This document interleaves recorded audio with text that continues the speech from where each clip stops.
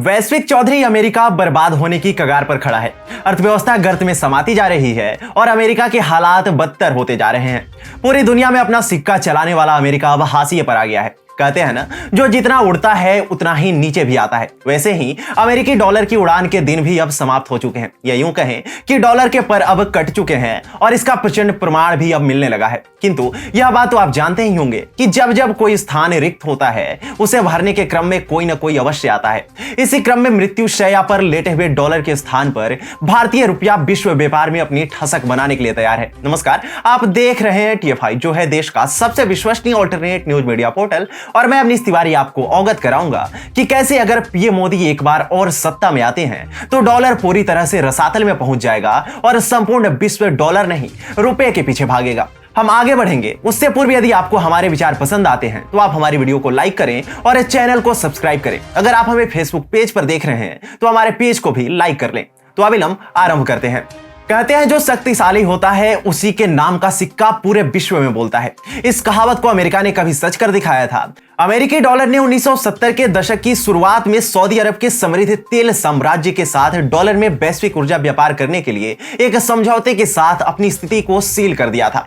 Bretton Woods प्रणाली के पतन से डॉलर की स्थिति में सुधार हुआ। इसने अनिवार्य रूप से अन्य विकसित बाजार मुद्राओं को अमेरिकी डॉलर के साथ प्रतिस्पर्धा करने से समाप्त कर दिया। इन घटनाओं ने अमेरिकी डॉलर को जिस सर्वोच्च स्थान पर पहुंचाया, वहीं से डॉलर ने ऊंचाइयों को छुआ, लेकिन अब स्थिति पूरी तरह से पलट गई है। वस्तुतः भारतीय रुपये का बढ़ता हुआ वर्चस्व इसका सूचक है। मूलतः रुपये को वैश्विक मुद्रा बनाने की शुरुआत वर्ष 2014 में मोदी सरकार के आने के बाद से हुई। मोदी सरकार की सरल व्यापारिक नीति और सुलभ ऑनलाइन भुगतान व्यवस्था ने रुपये को एक नई पहचान दिलाई। वैसे तो हम नेपाल, भूटान एवं बांग्लादेश के साथ द्विपक्षीय समझौतों के तहत रुपये एवं संबंधित देशों की मुद्रा में व्यापार करते थे, किंतु रुपये को वैश्विक मुद्रा बनाने के क्रम में रूस यूक्रेन युद्ध मील का पत्थर साबित हुआ।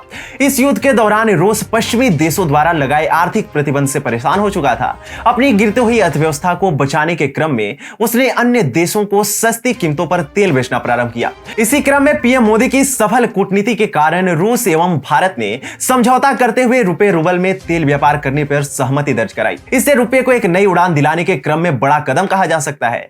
इससे रूस की आर्थिक व्यवस्था तो सुदृढ़ हुई ही, साथ ही साथ भारतीय रुपये का कद भी बढ़ा। भारत के साथ इस प्रकार का व्यापार करने के क्रम में रूस को जो लाभ हुआ, उससे ईरान का ज्ञान चक्षु और उसकी बुद्धि दोनों खुल गई। बेचारा ईरान भी अमेरिका के प्रतिबंध के बोझ के तले दबा हुआ है। उसकी आर्थिक स्थिति भी बदहाल है। ऐसे में अपनी अर्थव्यवस्था को जीवन दान देने के लिए उसने भारत का सहयोग लेना ही उचित समझा। यह मोदी सरकार की सफल रणनीति ही है कि एक समय भारत के द्वारा ईरान के समक्ष प्रस्तुत किए गए रुपये रियाल समझौते पर मना करने वाला ईरान आज खुद भारत से रुपये रियाल को लेकर एक भुगतान प्रणाली विकसित करने का अनुरोध कर रहा है। ईरान के वर्तमान राष्ट्रपति इब्राहिम राइसी ने भारत से सहायता मांगते हुए कहा है कि भारत ईरान के साथ भी रुपये रूबल जैसे भुगतान प्रणाली विकसित करे। इसी क्रम में ईरान का धुर विरोधी सऊदी अरब के साथ मिलकर भारत रुपये रियाल व्यापार संभावनाओं के हर आयाम को तलाश रहा है। केंद्रीय वाणिज्य मंत्री पीयूष गोयल ने बताया कि भारत और सऊदी अरब ने रुपये रियाल व्यापार को संस्थागत बनाने की व्यवहार्यता और वहां यूपीआई और रुपये कार्ड को शुरू करने को लेकर चर्चा की है। वस्तुतः पीयूष गोयल की 18-19 सितंबर के दौरान रियाद की यात्रा के दौरान इन आयामों पर चर्चा की गई थी। उन्होंने भारत सऊदी अरब सामरिक भागीदारी परिषद की मंत्री स्तरीय बैठक में भाग भी लिया। गोयल और सऊदी अरब के ऊर्जा मंत्री अब्दुल अजीज बिन सलमान ने इस पर चर्चा की। ध्यान देने वाली बात है कि मोदी सरकार घरेलू मुद्रा का अंतर्राष्ट्रीयकरण करने की अपनी रणनीति के एक हिस्से के रूप में क्यूबा के साथ द्विपक्षीय व्यापार और रुपये में इसके भुगतान पर भी जोर दे रही है। इसी क्रम में क्यूबा के एक प्रतिनिधि मंडल ने पिछले महीने भारत सरकार के अधिकारियों और बैंक अधिकारियों से मुलाकात की और द्विपक्षीय व्यापार तथा भारतीय रिजर्व बैंक के भुगतान तंत्र का उपयोग करने को लेकर सेटलमेंट पर चर्चा की।